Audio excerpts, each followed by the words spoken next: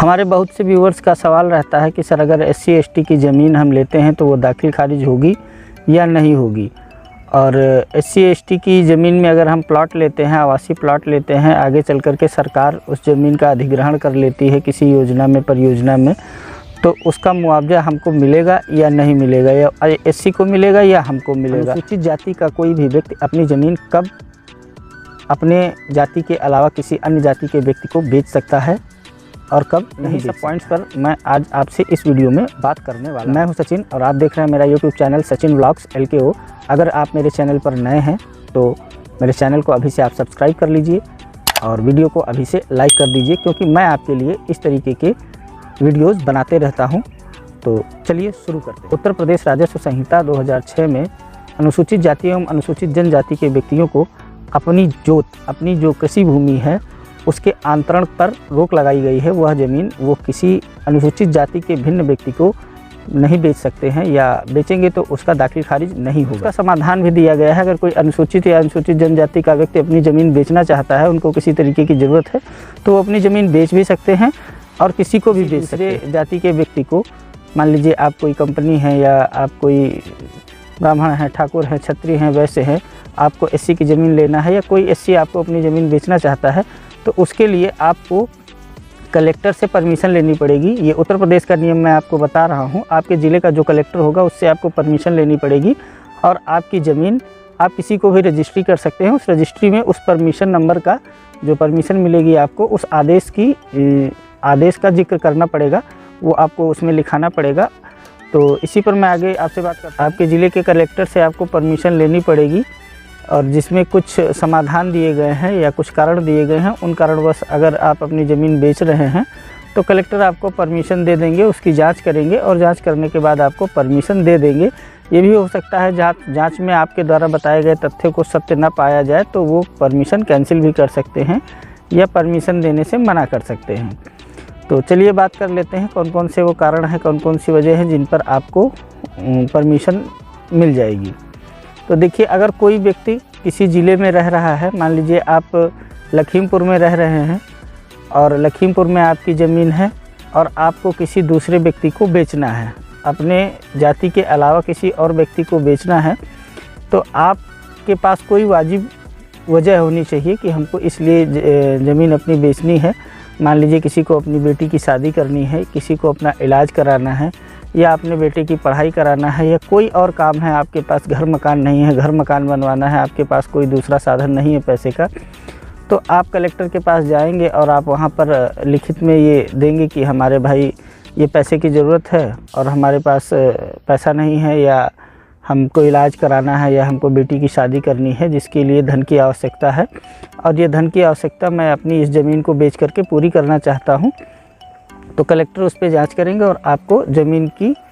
बिक्री के लिए आदेश दे देंगे। बिक्री जब आप ज़मीन की करेंगे तो रजिस्ट्री में वो आदेश नंबर लिखा जाएगा। उसके बाद में जब आप दाखिल खारिज के लिए वो ज़मीन जाएगी तो दाखिल खारिज में भी वो आदेश की कॉपी आपको दिखानी पड़ेगी तहसीलदार को, वहाँ पर जा कर के तहसील में अपने, तो फिर आपकी ज़मीन दाखिल खारिज हो जाएगी। वो किसी भी व्यक्ति के नाम दाखिल खारिज हो जाएगी। उसके बाद में तो वो ज़मीन जब दाखिल खारिज हो जाएगी तो उसका जो है वो SC वाला कॉलम कट जाएगा, वो ज़मीन फिर नॉर्मल हो जाएगी। फिर आगे चल कर के वह ज़मीन वो आदमी जिन्होंने SC से ख़रीदी है परमिशन लेकर के, वो किसी भी व्यक्ति को बेचेंगे तो वो आराम से दाखिल खारिज हो जाएगी। या किसी भी योजना में वो ज़मीन अधिग्रहित होती है, सरकार लेती है या कुछ भी होता है, तो उसका जो मुआवजा होगा या जो लाभ होगा वो उसी व्यक्ति को मिलेगा जिसके नाम उस समय ज़मीन है।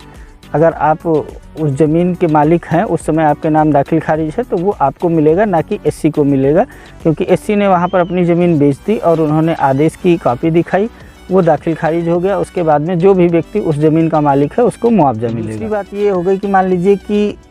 कोई SC है और वो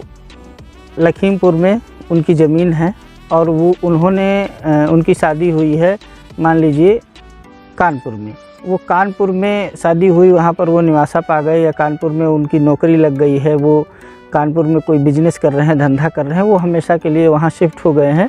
या उनको अधिकतर समय वहीं रहना है और यहाँ पर लखीमपुर में रह कर के वो अपनी ज़मीन की देखभाल नहीं कर सकते हैं, या और कोई जो उसका मैनेजमेंट है वो उनके द्वारा नहीं हो पाएगा, उनको समस्या है, तो वो ज़मीन बेचने के लिए डीएम से परमिशन मांग सकते हैं, अपने कलेक्टर से परमिशन मांग सकते हैं कि देखिए ये ज़मीन हमारी यहाँ पर है और मैं इतने दिनों से यहाँ पर प्रवासी हो गया हूँ, मैं यहाँ पर रह रहा हूँ, अब मुझे वहीं रहना है या वहीं नौकरी करना है या धंधा बिजनेस करना है,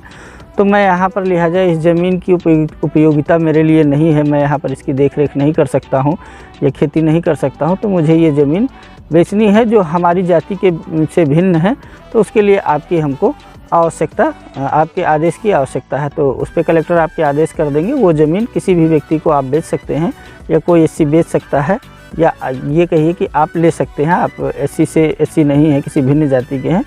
तो आप वो ज़मीन ले सकते हैं, आपके नाम आराम से दाखिल खारिज हो जाएगी। और तीसरा पॉइंट ये है कि मान लीजिए कि कोई एससी व्यक्ति ऐसा है जिसके कोई बाल बच्चे नहीं हैं या कोई आगे चल कर के उनकी ज़मीन की देखरेख करने लायक नहीं है, या वो उनके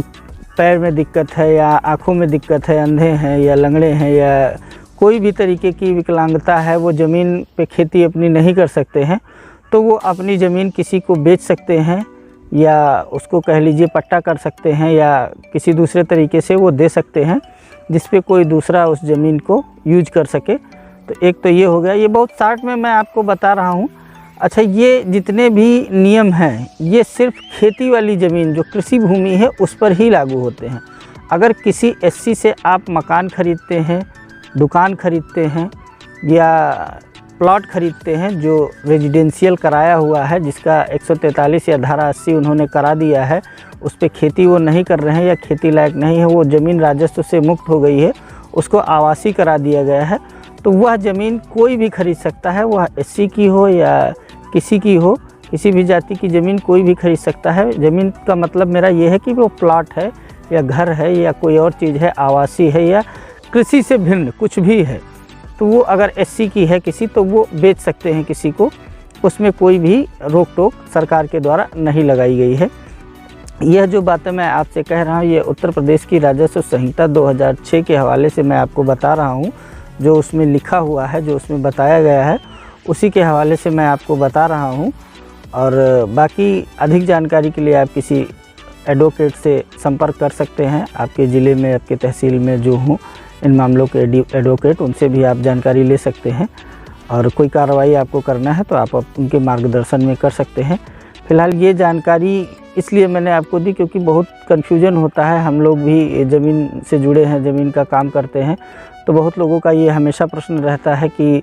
एससी की ज़मीन है और एससी की ज़मीन अगर आवासीय हो गई है तो उसको हम ले लिए और आज हमारे नाम ज़मीन है, आज हमने ले लिया और भविष्य में वहाँ पर सरकार ने कोई योजना ला दी या कुछ आ गया तो वह ज़मीन हमारे नाम दाखिल खारिज नहीं है और उसका जो मुआवजा होगा हमको नहीं मिलेगा, वो सीधे एससी को मिलेगा क्योंकि ज़मीन हमारे नाम दाखिल खारिज नहीं है। तो यह बात की जो ज़मीन है, जो अनुसूचित जातियों एवं अनुसूचित जनजातियों की जो ज़मीन है, वो जो खेती वाली ज़मीन है, कृषि भूमि है,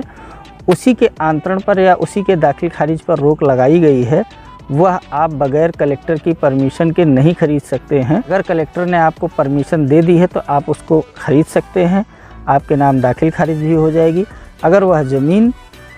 आवासीय है, सरकारी अभिलेखों में उसको आवासीय घोषित कराया गया है या किया गया है, तो आपको कलेक्टर के परमिशन की ज़रूरत नहीं पड़ेगी, आपको कलेक्टर से परमिशन की ज़रूरत नहीं पड़ेगी और वह आपके नाम दाखिल खारिज भी नहीं होगा क्योंकि आवासीय का दाखिल खारिज नहीं होता है अभी तक। तो उसको आप ले सकते हैं, कोई उसमें समस्या नहीं है। अगर कोई आपके सवाल हैं तो आप कमेंट में मुझसे पूछ सकते हैं। अगर मुझे लगा कि इस विषय पर वीडियो बनाना चाहिए तो मैं आपके लिए एक वीडियो भी बना दूंगा।